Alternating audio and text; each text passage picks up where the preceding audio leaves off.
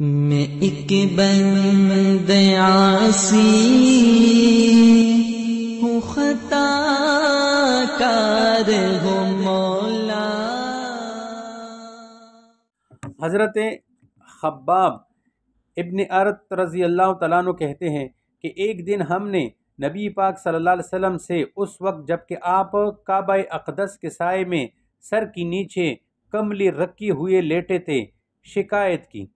کہ ان مشرکین سے ہم لوگوں کو بہت اذیت اور تکلیف پہنچی ہے، اور عرض کیا کہ آپ ان کے حق میں بد دعا کیوں نہیں فرماتے؟ آپ اٹھ بیٹھے اور چہرہ مبارک سرخ ہو گیا۔ فرمایا تم سے پہلے جو لوگ گزرے ہیں ان میں سے ایک شخص وہ تھا جن کے لیے زمین میں ایک گھڑا کودا جاتا تھا،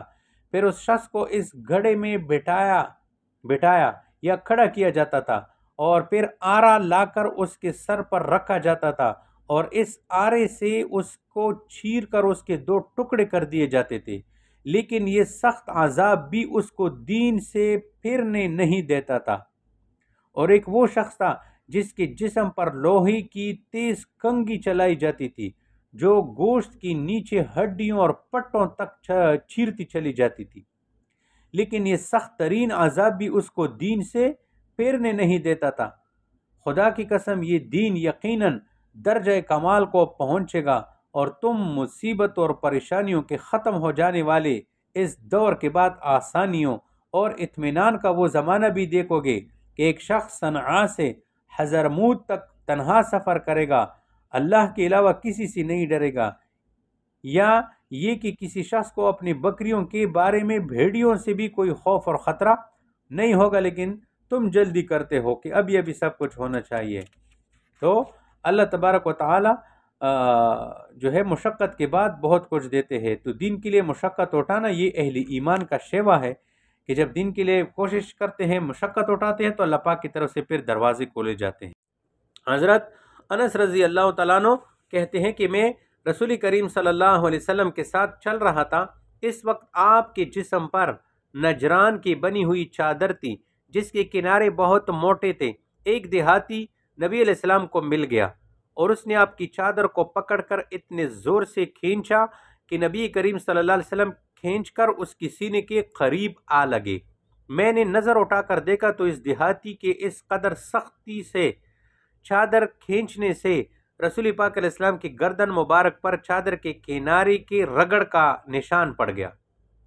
پھر اس دیہاتی نے کہا کہ محمد صلی اللہ علیہ وسلم تمہارے پاس اللہ کا جو مال ہے اس میں سے کچھ مجھ کو دلواؤ۔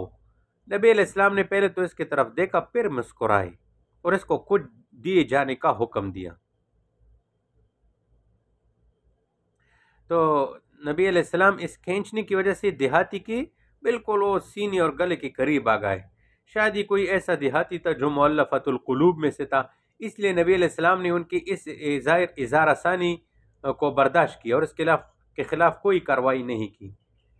آپ نے بڑے اخلاق کا مظاہرہ کیا۔ عن انس رضی اللہ عنہ قال خدمت النبی صلی اللہ علیہ وسلم 10 سنین فما قال لی اف ولا لما صنعت ولا اللہ صنعت، متفق علیہ۔ حضرت انس رضی اللہ تعالیٰ عنہ کہتے ہیں کہ میں نے نبی کریم صلی اللہ علیہ وسلم کی 10 سال خدمت کی، مجھے آپ نے کبھی اف بھی نہیں کہا، اور نہ کبھی آپ نے یہ فرمایا کہ تم نے یہ کام کیوں کیا اور یہ کام تم نے کیوں نہیں کیا۔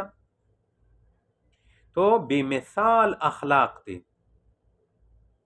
یعنی ڈانٹ ڈبٹ اور باز پرس نہ کرنے کا تعلق نبی علیہ السلام کی ذاتی خدمت اور آداب کے ساتھ تھا۔ ورنہ تو شرعی امور میں اگر کبھی کوئی غلطی ہو جائے تو اس پر نبی علیہ السلام نے کبھی خاموشی اختیار نہیں فرمائی ہے جو شرعی امور میں، ٹھیک ہے۔ یہ ذاتی جو ہے، یعنی جو ڈانٹ ڈبٹ ہے اور ذاتی اعتبار سے جو ہے، اس میں جو ہے نبی علیہ السلام کسی کو کچھ نہیں کہتے۔ شرعی معاملات میں تو جو کچھ سزائیں ہیں وہ تو اللہ تعالیٰ نے مقرر کی ہے، اس کو ہٹانے یا اس کی معاف کرنے کا جو ہے تعلق تو کسی کو بھی یہ اختیار اللہ تعالیٰ نے نہیں دی ہے۔ مثلا چور کے ہاتھ کاٹنا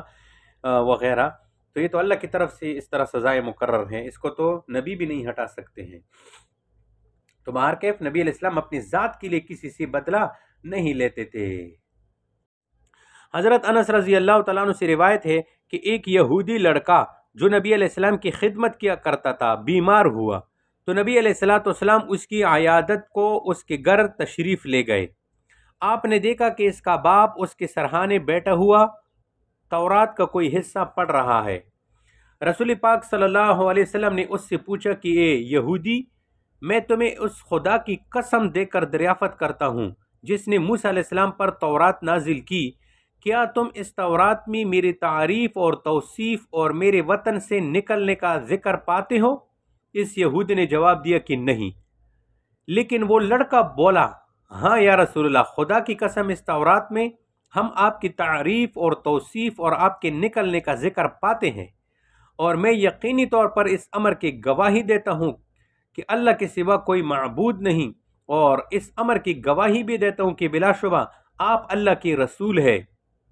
رسول پاک صلی اللہ علیہ وسلم نے اس لڑکی کی اس راست گوئی، سچائی کی اور اس کے اظہار اطمینان اور اسلام کو دیکھ کر اپنے صحابہ سے فرمایا کہ اس کے باپ کو اس کے سرہانے سے اٹھا دو اور تم اپنی اس دینی بائی کی والی بنو۔ اس روایت کو بیہقی نے دلائل النبوہ میں ذکر کیا ہے،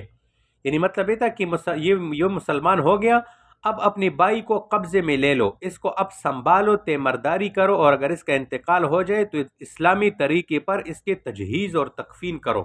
اور اس کو دفناؤ، یہودی کو اس کے پاس سے ہٹاؤ۔ تو اس حدیث سے معلوم ہوا کہ یہودی کس قدر جھوٹ بولتے ہیں اور شرماتی بھی نہیں ہیں۔ بیٹا بیماری کی حالت میں باپ کو جھٹلا رہا ہے کہ یہ جھوٹ بول رہا ہے۔ تو یہودیوں کا حسد بہت بڑا ہے، اللہ ان کے حسد سے، ان کے شر سے مسلمانوں کی حفاظت فرمائے۔ ان اللہ وملائکتہ یصلون علی النبی یا ایہا الذین آمنوا صلوا علیہ صلوا عليه وسلموا تسليما إن الذين يؤذون الله ورسوله لعنهم الله في الدنيا والآخرة وأعد لهم عذابا مهينا والذين يؤذون المؤمنين والمؤمنات بغير ما